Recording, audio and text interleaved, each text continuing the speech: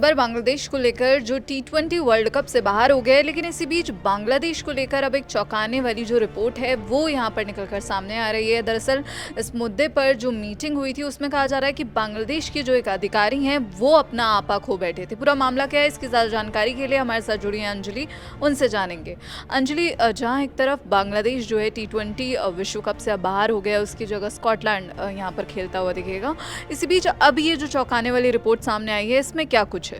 बिल्कुल, देखिए जिस तरीके से बांग्लादेश पूरी वर्ल्ड कप से यहाँ पे बाहर हो गया है, बांग्लादेश की ओर से तमाम बयान दिए गए थे, लेकिन अब एक यहाँ पे रिपोर्ट जो है वो सामने आई है और ये रिपोर्ट क्रिकेट बज़ के हवाले से सामने आ रही है। क्रिकेट बज़ की एक रिपोर्ट है, उसके मुताबिक ये सामने आई है कि बांग्लादेश को अपना आखिरी फैसला लेने के लिए एक डेडलाइन दी गई थी। यहाँ पे साफ तौर पर ये बताया गया है कि जब ICC के साथ में यहाँ तक कि BCCI को भी बांग्लादेश की ओर से रिक्वेस्ट जो है भारत को रिक्वेस्ट की थी कि हम भारत में नहीं खेलना चाहते हैं। उसके बाद से क्रिकेट बज़ की एक रिपोर्ट यहाँ पर सामने आई है और ये पूरा जो मामला है क्रिकेट बज़ के ही एक रिपोर्ट में खुलासा होते हुए नजर आ रहा है। जब बांग्लादेश को अपना आखिरी फैसला देने के लिए डेडलाइन दे दी गई थी, तो ICC के जो CEO हैं,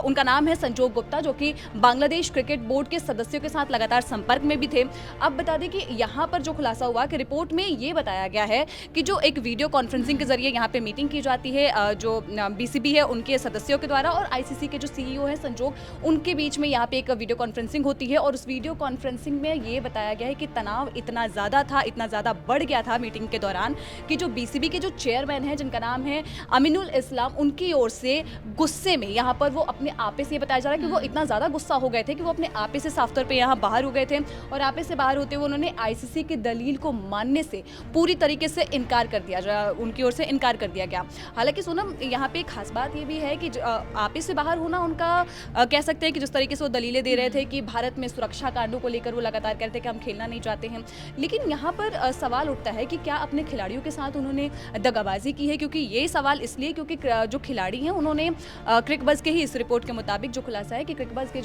जो बांग्लादेश के खिलाड़ी हैं उन्होंने नाम ना छापने के शर्त पे ये बातें कही थी। मीटिंग जो है वो मीटिंग में उनको भी बुलाया गया था, लेकिन मीटिंग हमारी सहमति के लिए बुलाई गई थी, हमें सिर्फ ये बताने के लिए बुलाया गया था कि क्या होने वाला है। एक खिलाड़ी ने अपना नाम ना छापने के शर्त पे यहाँ पर सोनम इस बात का जिक्र किया है कि मीटिंग जो है हमारी सहमति के लिए बिल्कुल नहीं बुलाई गई थी, हमें तो मीटिंग में बुलाया गया था सिर्फ बताने के लिए। फैसले तो दरअसल पहले ही हो चुके थे, हमें बस बुलाया गया था कि हाँ भाई सुन लो ये चीजें हैं। तो उन्होंने ये कहा कि हमें बुलाया गया था कि क्या होने वाला है, फैसले पहले से लिए जा चुके थे, हमारी बातों का जो है उन पर कोई भी असर नहीं हुआ। यानी कि यहाँ पर जो BCB के सदस्य हैं उनके ऊपर ये कहा जा रहा है कि खिलाड़ी, बांग्लादेश के जो खिलाड़ी हैं वो चाहते थे, वो टी20 वर्ल्ड कप का हिस्सा बनना चाहते थे, उनकी तैयारी पूरी थी, वो बार बार कह रहे थे, लेकिन जो सदस्य थे BCB के, उनकी ओर से साफ तौर पे कह दिया गया कि नहीं, फैसला पहले ही हो चुका है और भारत ने क्योंकि उनकी शर्तों को नहीं माना है और ICC की ओर से भी उनकी तमाम दलीलों को यहाँ पे साफ तौर पे खारिज कर दिया गया, इसीलिए यहाँ पर उन्होंने कहा कि अब कोई फर्क नहीं पड़ने वाला है। और पहले जो खिलाड़ी हैं उन्होंने